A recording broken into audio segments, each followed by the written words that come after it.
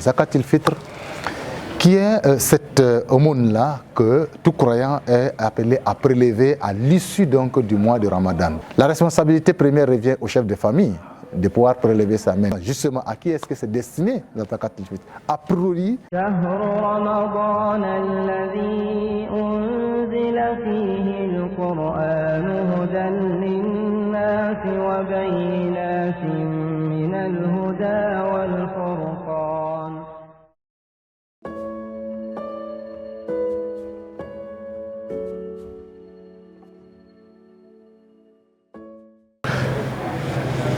Assalamu alaikum wa rahmatullahi ta'ala wa barakatuh, chers frères et sœurs dans la foi angélique, chers téléspectateurs de Serfit TV.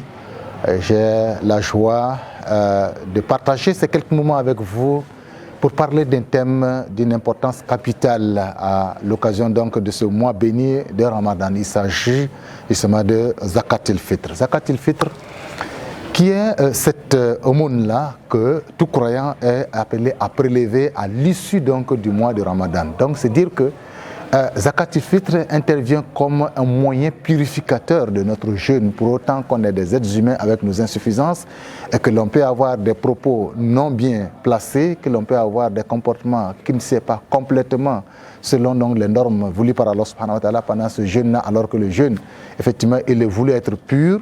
Pour purifier ce jeûne-là, Allah subhanahu wa ta'ala nous a institué ce qui est appelé Zakat al-Fitr. Zakat al-Fitr, qu'est-ce que c'est? Justement, pour purifier notre jeûne, mais comment on le fait? Zakat al-Fitr, il consiste à prélever de ce que l'on consomme d'ordinaire chez nous, en famille, que ce soit du riz parfumé, que ce soit finalement du riz local, que ce soit du maïs ou du mil ou autre chose d'arrêt, en tout cas dont on fait usage couramment dans notre famille. C'est de ça qu'il s'agit, à prélever la quantité d'un sa'. Un sa' équivaut à 4 moutes. Et le mout, en fait, la quantité de mout correspond à peu près à la quantité que peut contenir les deux mains ainsi mis ensemble d'un adulte moyen. Donc cette quantité-là est un mout. 4 fois ça, ça donne un sa'. C'est cette quantité-là qu'il faut donner donc en aumône pour chaque membre de la famille. Autrement dit, les sa' aujourd'hui, selon les céréales, en tout cas de notre contrée, ça équivaut à peu près à 2 kg environ. 2 kg, 2 kg 2, 2 kg 6 par là, globalement. Donc, c'est de ça qu'il s'agit à prélever pour chaque membre. Je dis bien pour chaque membre de la famille, depuis le chef de la famille, les épouses, les enfants, même les bébés qui naissent les jours. Donc c'est tous les membres de la famille en fait qui sont concernés, même ceux qui n'ont pas pu jeûner, en réalité ils sont concernés par la Zakat al-Fitr.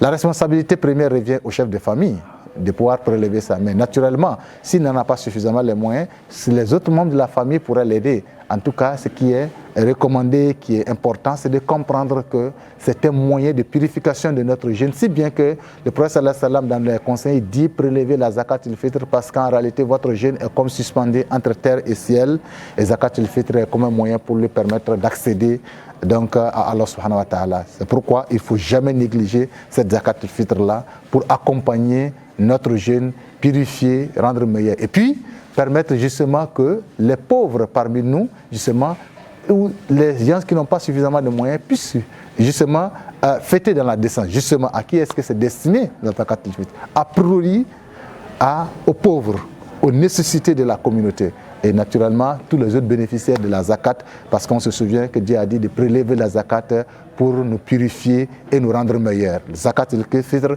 permet de purifier le jeûne du jeûneur et rendre meilleur. Qu'Allah subhanahu wa ta'ala nous facilite donc l'accomplissement de cet acte-là et l'agrée pour nous, Inch'Allah, et agrée notre Ramadan. Assalamu alaikum wa rahmatullahi ta'ala wa barakatuh.